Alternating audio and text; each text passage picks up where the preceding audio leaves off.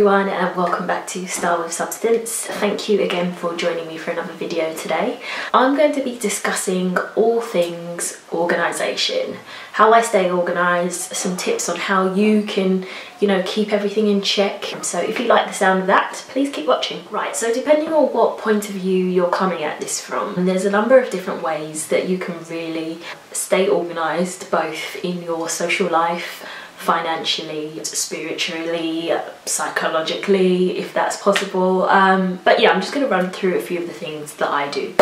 So the first thing that I think is absolutely key to staying organised is making a to-do list. So at the beginning of every day, I make a list of all the things that I want to accomplish that day, and I do that both in my work life and in my personal life. And also in my spiritual life. So as far as my work life is concerned, I use Outlook for all my emails, but I also use the to-do list function in Outlook, which appears on the right hand side of my screen, and within that I make a list of all the things that I need to do on a daily basis, on a weekly basis, and I set myself reminders so that whenever I complete that task I can tick it off and it's no longer a red flag and it's marked off as checked, completed, whatever. If I have, things that I need to do on a weekly basis, I'll set that up as a weekly reminder or a monthly reminder, whether that's reporting or whether it's emailing someone or chasing something, whatever it is, I set a to-do list.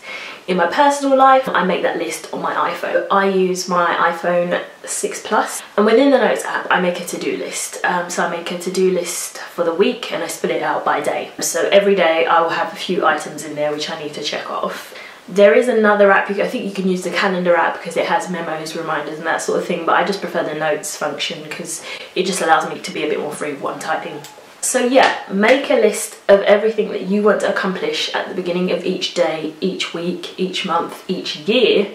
You can also see it as like a mini goal setting. So if you have a bigger goal at the beginning of the year, you're going to need to do certain little things within the year to help you achieve that goal. And whenever you check that off, at least you know you've done that thing. And that's a way of keeping track of all the things you have to do and prioritizing them based on the time frame that they need to be done in.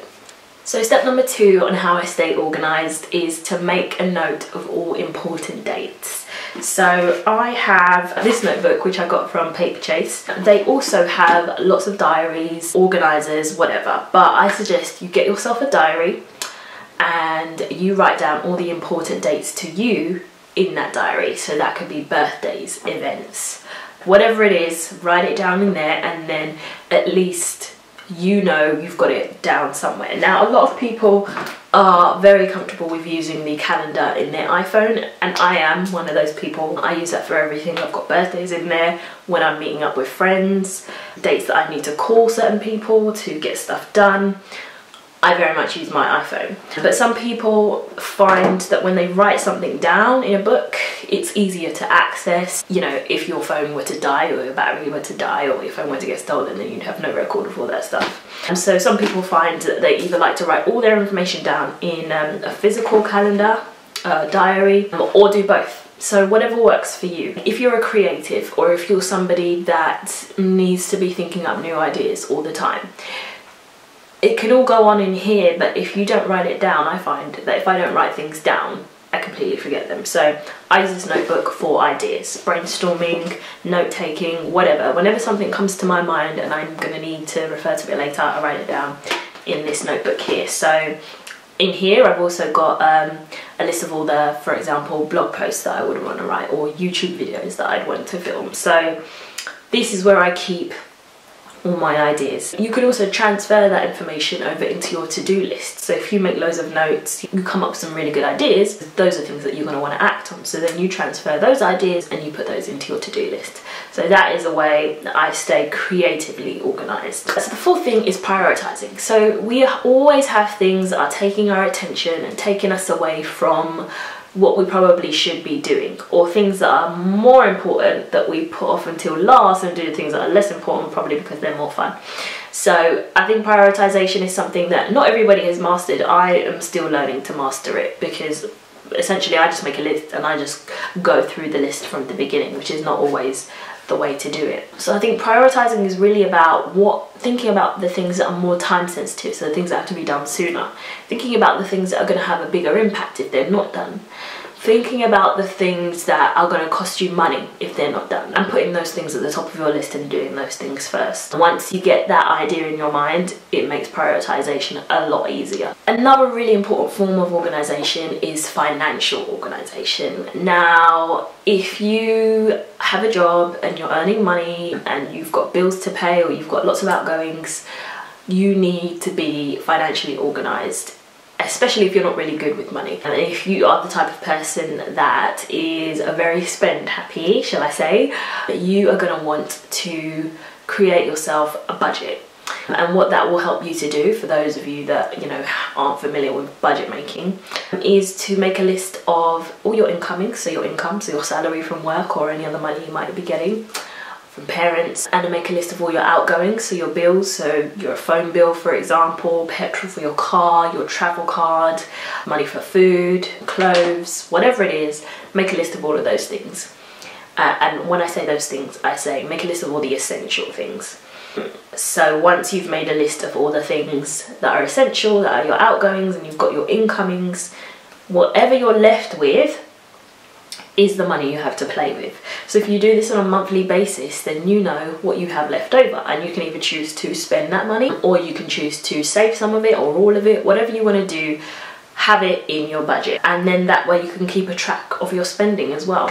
What some people like to do is keep all the receipts from everything they do, and then at the end of the month they look at their receipts, look at where they're spending the money the most. If you're spending too much on food or eating out loads, you might look at that and think, okay, maybe I should make more packed meals or prepared meals and take those. Whatever you want to do to keep a track of what you're spending is a good idea. I don't particularly keep receipts just because I don't like bits of paper in my purse. I'm a bit OCD like that, but I use my card a lot. Whatever I spend my money on shows up in my bank statement, so at the end of the month I run through that and I have a look at the things that I'm spending my money on. This is something, I'll be honest with you, that I have, you know, been on a journey with. I haven't always been great with money, and I haven't always been really good about, you know, controlling my spending. I love to shop.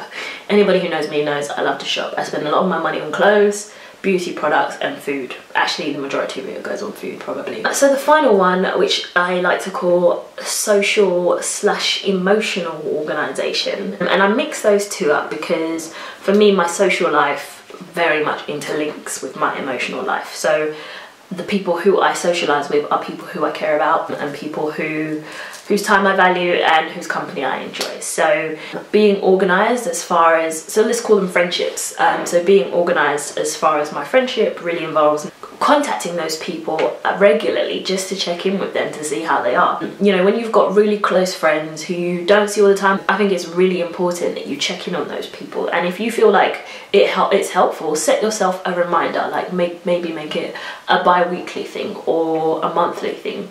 I do it. I set myself a reminder and I say contact these people on a twice-a-week basis and just see how they are. Like, it doesn't have to be a big thing. A simple text, a simple phone call, WhatsApp, Snapchat, Instagram, Facebook, Twitter, whatever you use to communicate with your friends. I just drop them a message. At least it lets that person know that you're thinking of them, you care about them enough to reach out to them and see how they're doing. I think for people who have lots of friends and a really big social circle, you really have to make time for the people that matter. And if you are one of those people that can really lose track of people, write it down. So that is the end of this video on organisation and keeping your life in check. If you like this video, give it a thumbs up.